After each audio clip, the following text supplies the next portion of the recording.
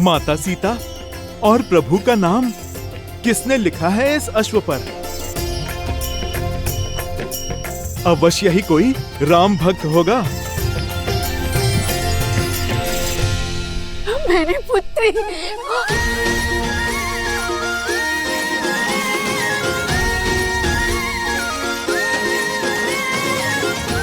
जय श्री राम, जय श्री राम। हम बहुत आभारी हैं आपके। आपने हमारी पुत्री को हमें लौटाया। आप सब कुशल तो है ना? बिल्कुल, हमें भला क्या हो सकता है? समझ नहीं आता कैसे आपका आभार प्रकट करें। ऐसी कोई आवश्यकता नहीं, हमने केवल अपना कर्तव्य निभाया है, इसमें आभार कैसा? परंतु हाँ, पुरस्कार अवश्य मिल गया हमें। हमसे प्रसन्न होकर माता सरस्वती ने हमें दर्शन भी दिए और आपके लिए ये भेंट भी। भेंट?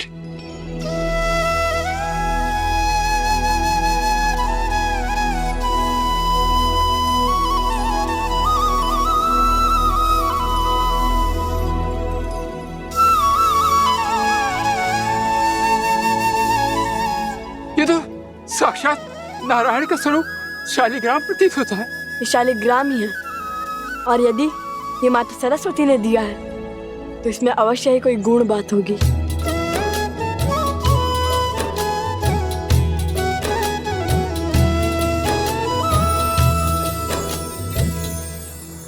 हरि ओम।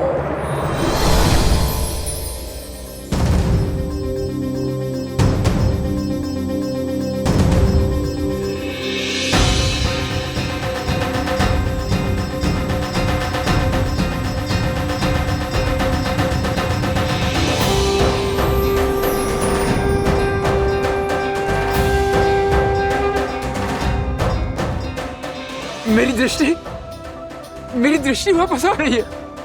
मैं अपनी पुत्री को देख सकता हूँ। मेरी दृष्टि वापस आ गई।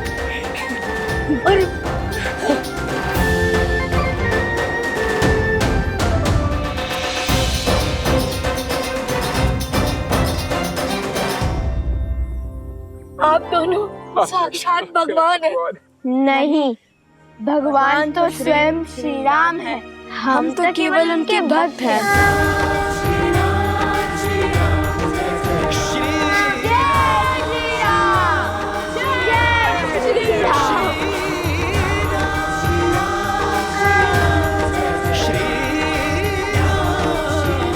प्रभु, जब तक हम पहुंचे तब तक वो राम भक्त जा चुके थे।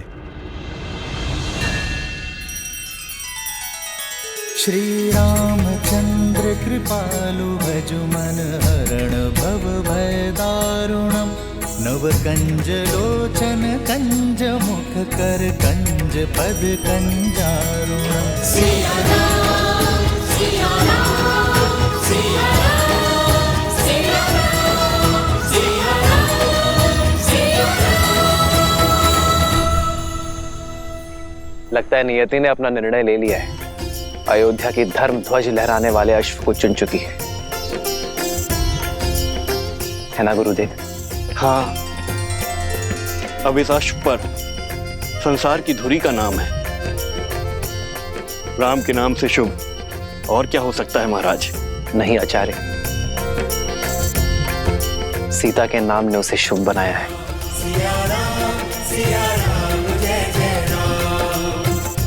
कल अयोध्या की धरा में अश्वमेध यज्ञ का शंखनाद होगा। धर्म की जय हो, रघुकुल की जय हो।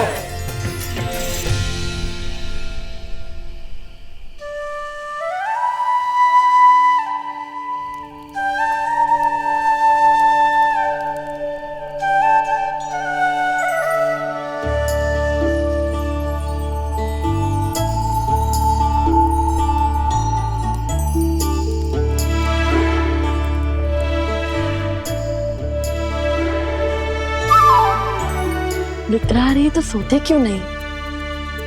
मैं हूं ना, पहरा दे दूंगा। जानता हूँ, किंतु मुझे सूर्य की पहली किरण के साथ अपनी यात्रा फिर से आरंभ करनी है। एक क्षण का विलंब भी नहीं होना चाहिए। मुझे शीघ्र अतिशीघ्र श्री राम और माता सीता के दर्शन करने हैं। ठीक है, तुम पहरा दो, मैं सो जाता हूँ। नहीं नहीं नहीं, आप नहीं सो सकते। क्यों? देख नहीं रहे कितने जतनों से जागा हूं। अगर आप सो गए तो मुझे भी निद्रा आ जाएगी। बैठे रहिए ना। बस अब ठीक है।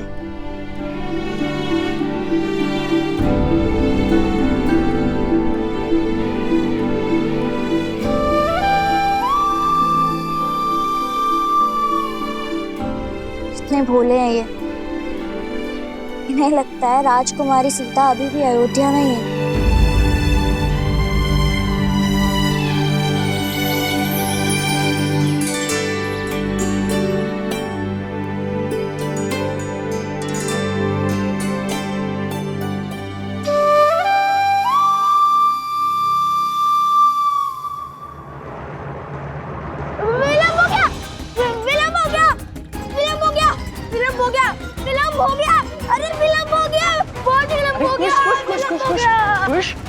शांत हो जाओ, क्या हुआ? लव भैया कहाँ है? लव? मैं यहाँ हूँ।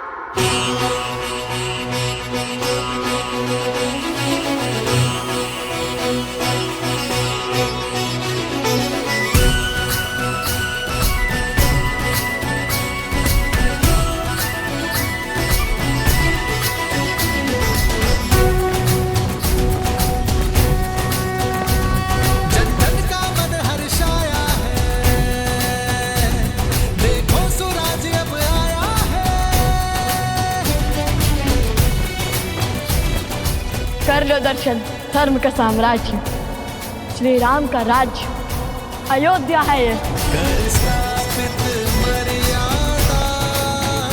संसार के पाप को हर उठा करने तारम हरियाए हैं बन के नर। लगता है ये सब अश्वमेध यज्ञ देखने आए हैं।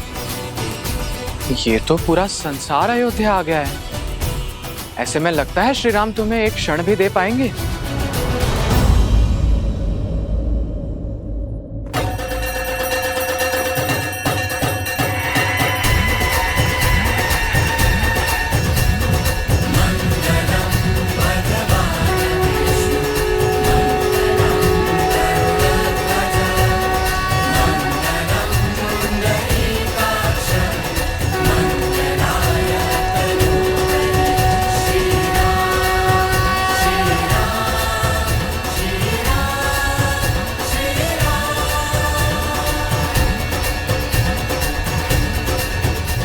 यह शंखनाद अश्वमेध यज्ञ के आरंभ का सूचक है। आज से 3 दिन तक यहां हवन होने के पश्चात हम यज्ञ अश्व को मुक्त करेंगे, जो राम राज्य के छत्र को भिन्न भिन्न राज्यों से होकर पुनः हम तक पहुंचाएगा। अश्व के लौटने के साथ ही यह यज्ञ पूर्ण हो जाएगा। अब अनेकों राज्यों के राजा जो इस यज्ञ में अपना समर्थन और साथ देने आए हैं, वो श्री राम को सम्मान स्वरूप अपनी अपनी ध्वजाएं भेंट करेंगे, जो अटूट संधि का प्रतीक है।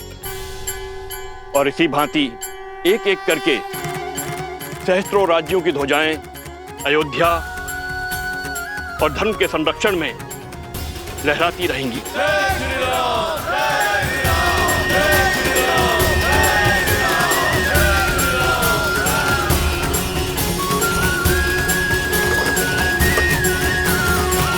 लगता है अश्वमेध यज्ञ आरंभ हो गया। भैया कहीं उपगुरु की बात सच ना हो जाए। हम श्री राम से मिल तो पाएंगे ना? जो साहस नहीं हारते कुश, हमें हमारे आराध्य के दर्शन अवश्य मिलेंगे। काशी नरेश अपने ध्वज के साथ पधार रहे हैं।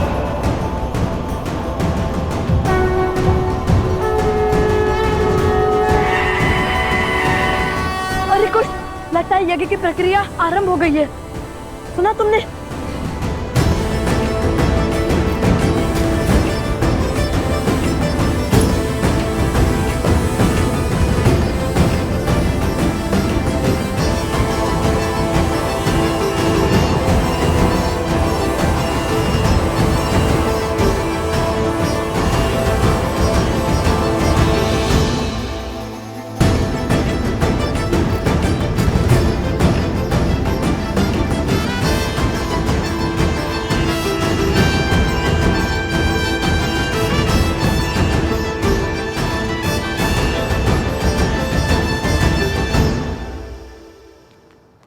वो देखो, काशी का ध्वज।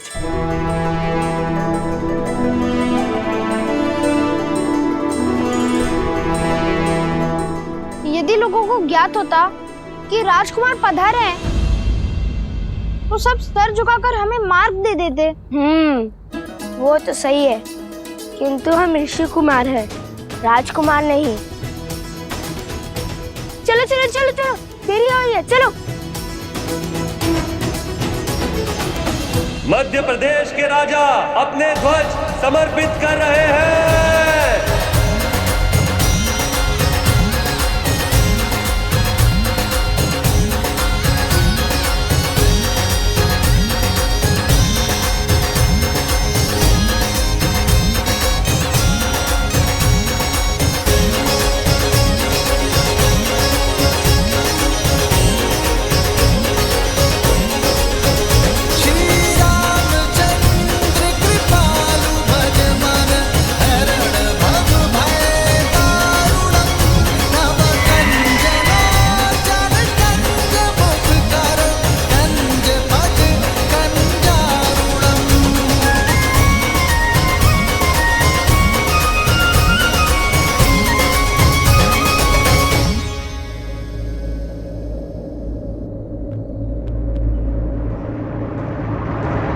रुको,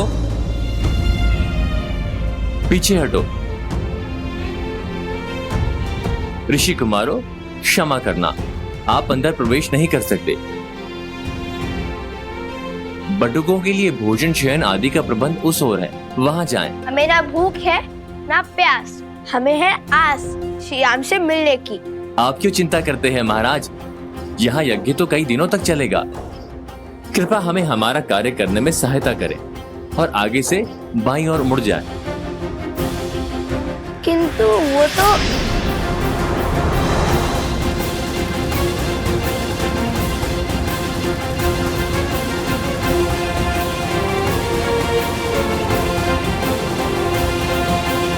भैया, मैं एक क्षण और प्रतीक्षा नहीं कर सकता। क्यों खींचा आपने मुझे?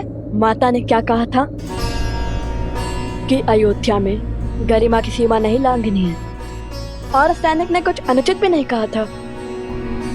कितने प्रेम से कहा था उसने, फिर क्यों नहीं मानी उनकी बात? तो फिर कोई और युक्ति खोजिए भैया। इतनी भीड़ में हम श्री राम से कैसे मिलेंगे? एक राजा के बाद दूसरा आ रहा है।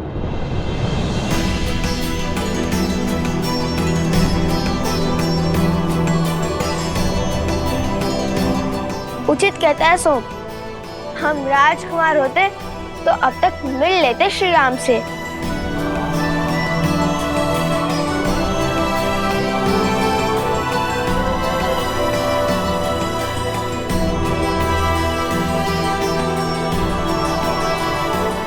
देखो कुछ, मिथिला नरेश भी अभी तक नहीं है। यदि आते तो सबसे पहले हमें उनका ध्वज दिखता। और मिथिला नरेश तो हमें जानते हैं, वे अवश्य ही हमें श्री राम तक ले जाएंगे। तो चलिए ना भैया, देखते हैं, क्या पता किसी रथ पर मिथिला नरेश सवार हो। मिथिला के नरेश अयोध्या की महारानी सीता के पिता महाराजा जनक अयोध्या में प्रवेश कर रहे हैं।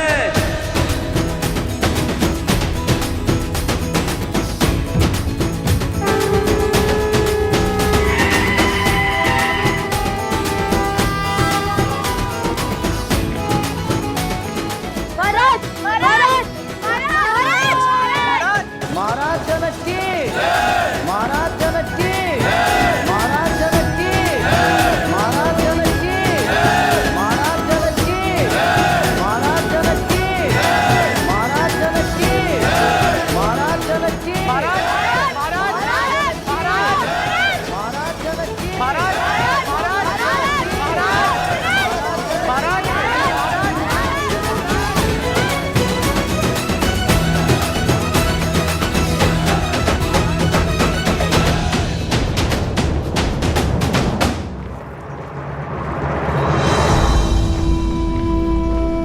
भैया हम पग पग पर रुके तो पता नहीं कब महाराज से मिलेंगे और कब माता सीता के दर्शन होंगे।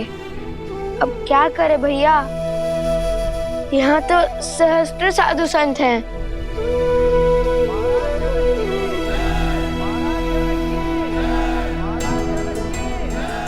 आसपास ही रहना लवकुश, हम धर्मशाला में व्यवस्था करके आते हैं।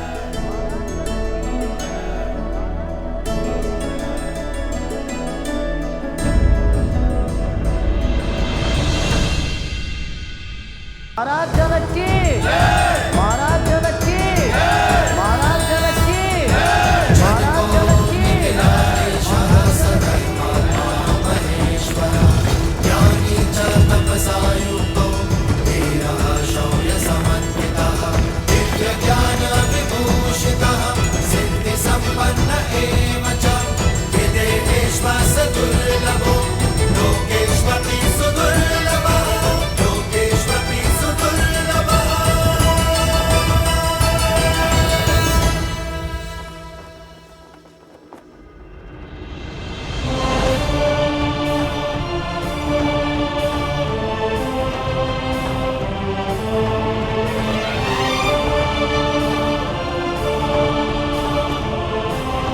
अयोध्या आपके आगमन की प्रतीक्षा कर रही थी मिथिला नरेश।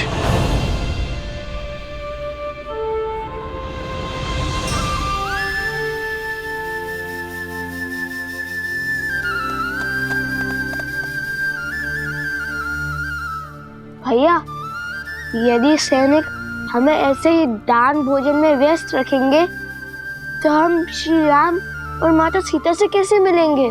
माता कहती है कि कई बार दृष्टिकोण बदलने से समस्या का हल अवश्य मिल जाता है कुश। हमारा लक्ष्य श्री राम और माता सीता है। दृष्टिकोण बदलने के लिए या तो हमें कुछ ऐसा करना होगा जिससे हम श्री राम के पास जाए, है तो श्री राम हमारे पास आए। भैया हम कौन से बड़े महान राजा, साधु या फिर कलाकार हैं जो महाराज हमसे मिलने आएंगे या हमें अपने पास बुलाएंगे? अगर माता ने गरिमा में नहीं रहने को कहा होता तो मैं अपनी बाण से ऐसी कला दिखाता कि मिथिला की भांति अयोध्या हमारे नाम का गुणगान गाती। तो साधारण से ऋषि कुमार से अयोध्या नरेश क्यों मिलने आएंगे?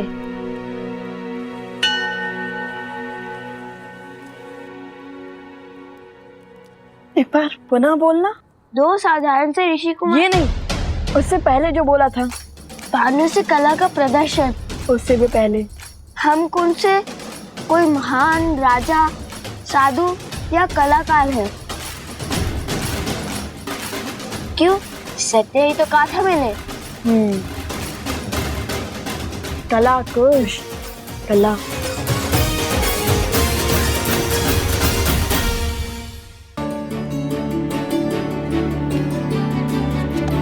अवश्य ही भगवान वाल्मीकि को यह आभास था कि कोई भी हमें इतनी सरलता से अयोध्या के राजमहल नहीं जाने देगा।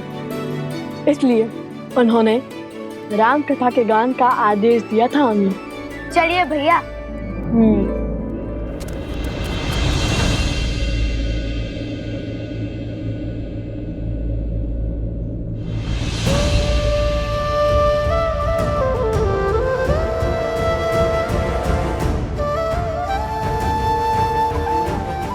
अश्वमेध की आहुति तो सपत्नी दी जाती है, अर्थात अब दूसरे विवाह के लिए सज है। जब आप अयोध्या पधारिएगा तो स्वयं मेरी पत्नी को देखिएगा।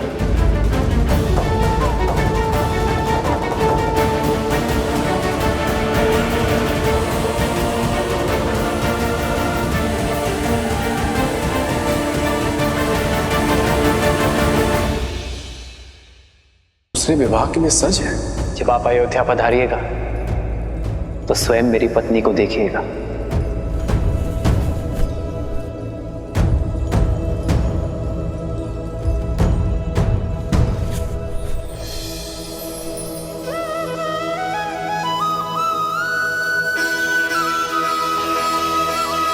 छवि को देख आनंदित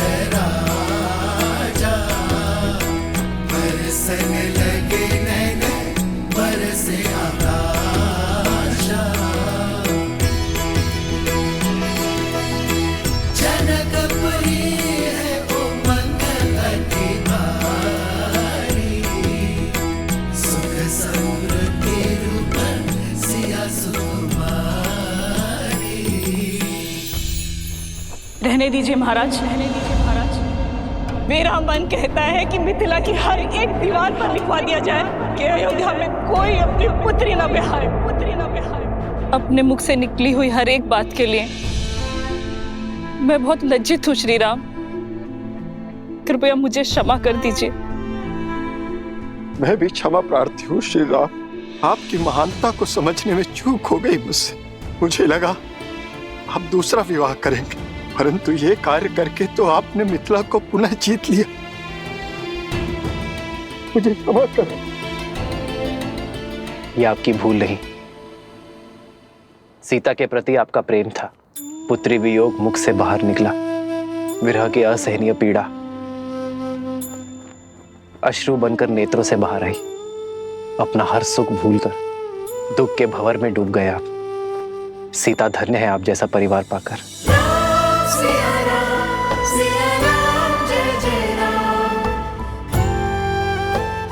मुझे अपनी पुत्री पर गर्व और जमाता पर अभिमान है। मैं आयु में आपसे बड़ी हूं राम, और संबंध में भी माता समान हूं, इसलिए आपके चरण स्पर्श तो नहीं कर सकती, किंतु मेरा मन, मेरा हृदय और मेरी आत्मा आपके शरण में है। जो जीव आपका ये त्याग नहीं समझ पाएगा वो या तो मूर्ख होगा या अबोध बालक। मेरा मार्गदर्शन सीता का निस्वार्थ प्रेम है मां। मैं उसी के सहारे यहां तक पहुंचा हूं। राम सिया राम जय जय राम, राम सिया राम जय जय राम। श्री रामचंद्र कृपालु भजु मन हरण भव भय दारुणम। नव कंज लोचन कंज मुख कर कंज पद कंजारुणम। सिया राम सिया राम सिया राम सिया राम सिया राम सिया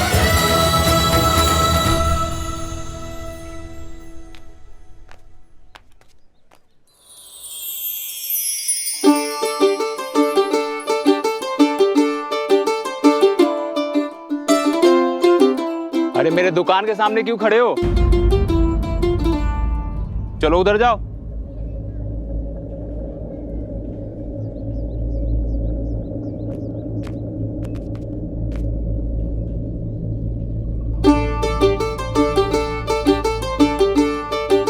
मेरी दुकान के सामने कौन सा सुर छेड़ने लगे? चलो आगे चलो।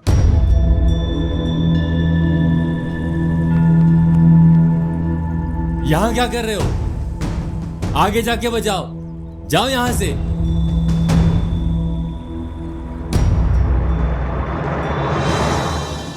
सात दिनों तक सूर्य उदय से सूर्य अस्त तक यज्ञ होगा, जिसके पश्चात अश्व को मुक्त किया जाएगा।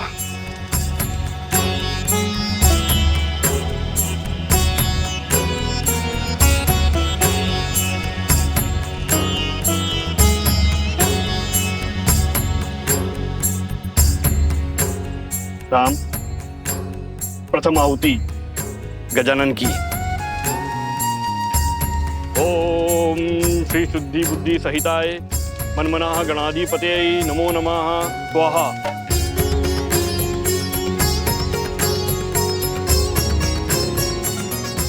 उमा महेश्वराय नमः। लक्ष्मी नारायणाभ्याम नमः।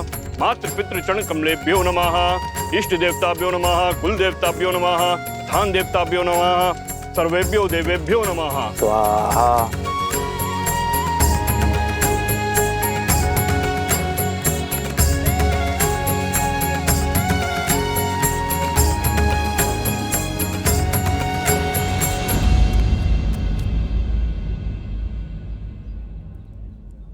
भैया, या हम राम कथा सुनाने का प्रयास कर रहे हैं और अयोध्या की प्रजा खान पान धर्म दान में उलझी हुई है। भगवान वाल्मीकि ने क्या कहा था कुछ? कि मनुष्य को सब कुछ दिखता है किंतु वो अपनी नाक नहीं देख पाता, ठीक उसी प्रकार उनके प्रजा श्री राम के इतने पास है कि वो उनकी दिव्यता नहीं देख पाते हैं। तो फिर धनुष उठाते हैं भैया। जो वीणा का राग नहीं सुनता उन्हें धनुष की टंकार तुरंत सुनाई देगी। नहीं कुश, माता ने क्या कहा था? उपद्रव नहीं। और चलो गायन आरंभ करते हैं। चलिए भैया।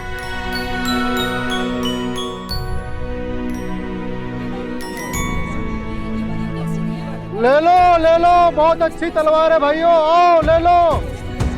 अरे मित्र, हटाओ इस अश्व को। अरे पूरा मार्ग रोक लिया है, तनिक और बल लगाओ। रखिए, नीचे रखिए, नीचे रखिए।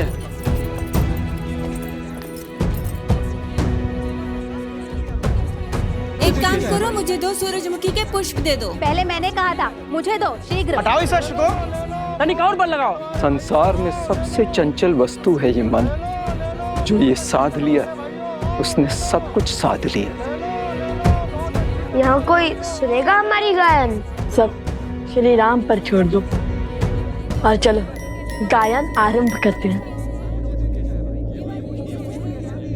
जय माता सरस्वती।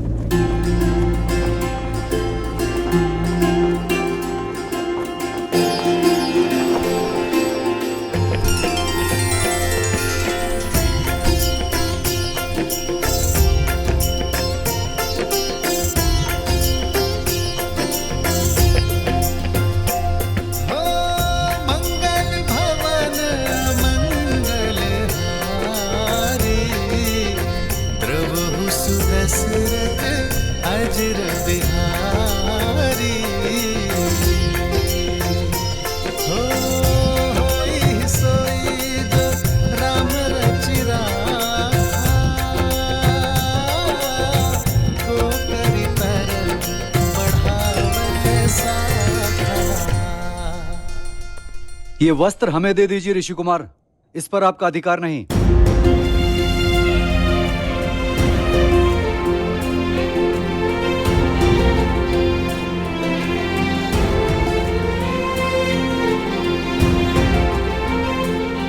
क्यों रुक गए?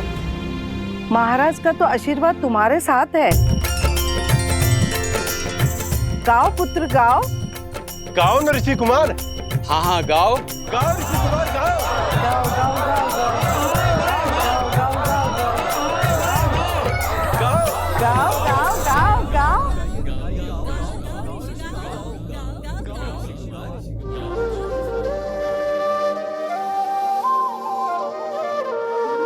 करने को रघु वंश में वृद्धि, यज्ञ बड़ा किया पुत्र का मेष्टि। भय 4 सुत जो मिले 4 धाम, शत्रुघ्न भरत लक्ष्मण और राम। राम सिया राम सिया राम सिया राम, राम सिया की कथा गाएगा। राम सिया राम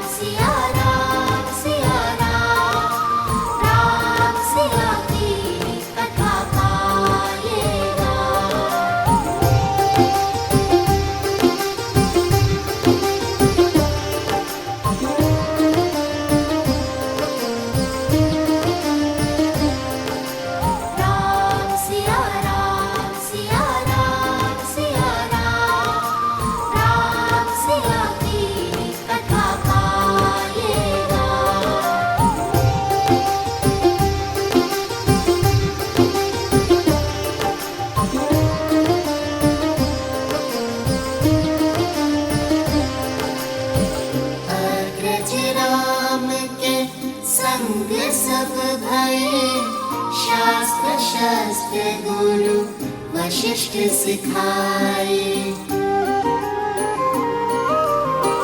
धर्म के काजे राम लखन फिर विश्वामित्र संग लीन विदाए अस्त्र शस्त्र सब दिव्य सहेजे ताड़ का सुबाहु लोक यम भेजे करुणा से न बड़ा कोई वार छू कर किया मां अहिल्या राम सिया राम सिया राम सिया राम अति पावन सिया राम लगा राम सिया राम सिया राम सिया राम राम सिया राम सिया राम सिया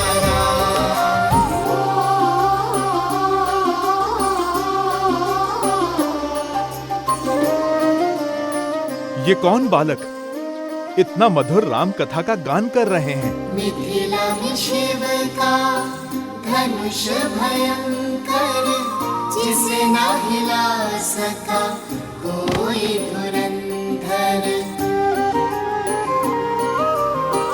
राम लखन गुरु मिथिला पहुँचे लक्ष्य था देखन सिया का स्वयंवर मिथिल सभा में थी निकट निराशा कौन बने भरतार सिया का ये गुरु आशीष उठे फिर राम शीश झुका किया शिव को प्रणाम राम सिया राम सिया राम सिया राम राम सिया रामायण को प्रणाम राम सिया राम सिया राम सिया राम राम सिया राम सिया राम सिया राम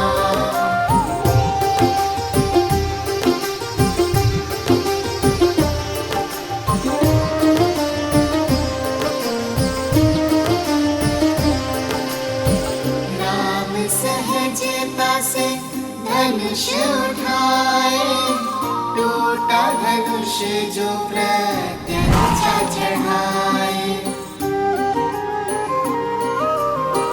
परशुराम ले परशु आए सारंग साध्य के उनको मनाए जानकी ने वर माला डारी भूप विदेशी और चक्रधारी एक हो गए फिर सिया और राम दो है शरीर एक नाम राम सिया राम सिया राम सिया राम राम सिया का है ये गुणगान राम सिया राम सिया राम सिया राम राम सिया राम सिया राम सिया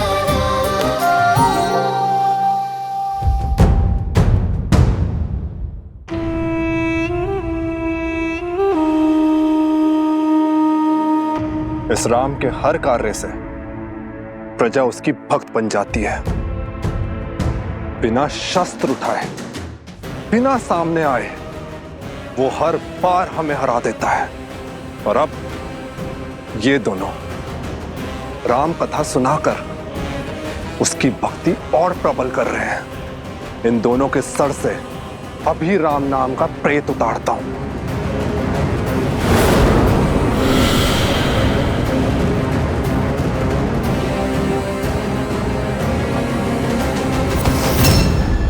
मूर्ख, बल के साथ साथ बुद्धि का भी प्रयोग किया करो।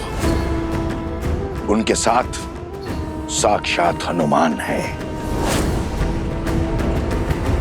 प्रतीक्षा करो, हर हार नए अवसर, नए खेल को जन्म देती है।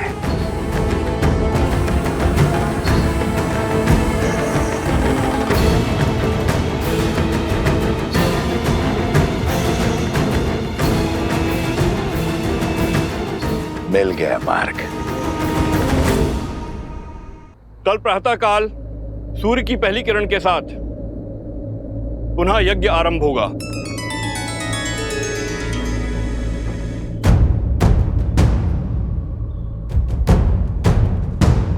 हनुमान कहाँ गया?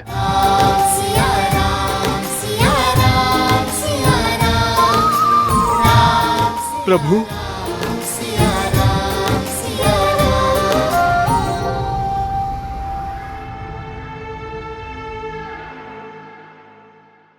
भैया वो ब्राह्मण कहाँ गए जो भावमग्न होकर हमारा गान सुन रहे थे? हाँ, मैंने भी उन्हें कहीं जाते देखा नहीं। कहीं भोज करने तो नहीं गए, इसलिए लौट गए होंगे। चलो ना, हम भी चलते हैं धर्मशाला। हाँ हाँ, शीघ्र चलते हैं। भैया, तन मन प्रसन्न हो गया श्री राम कथा कहकर, किंतु हमारी भक्ति ना श्री राम को हमारे निकट लाई, ना हमें उनके। जो हृदय में है वो सामने भी अवश्य आएंगे।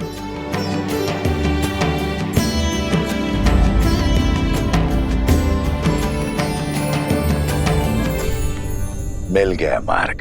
तुमने कहा राम की प्रजा उसकी भक्त है, परंतु प्रजा शब्द का एक अर्थ संतान भी होता है, बानासुर। हो सकता है राम के जिस कार्य में प्रजा को धर्म दिखाई दे, उसी कार्य में उसकी संतानों को अधर्म दिखाई दे। हम सबको बता दें कि लव कुश रामपुत्र है।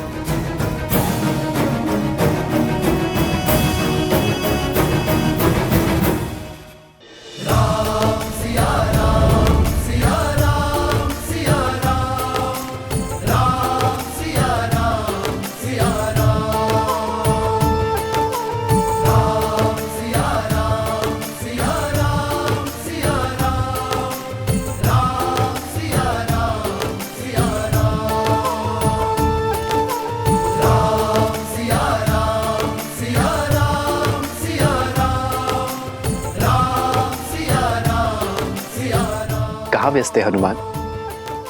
बहुत देर से दिखाई नहीं दिए। बहुत समय बाद तुम्हें इतना प्रसन्न देखा हनुमान, इस प्रकार घूमते गाते देखा।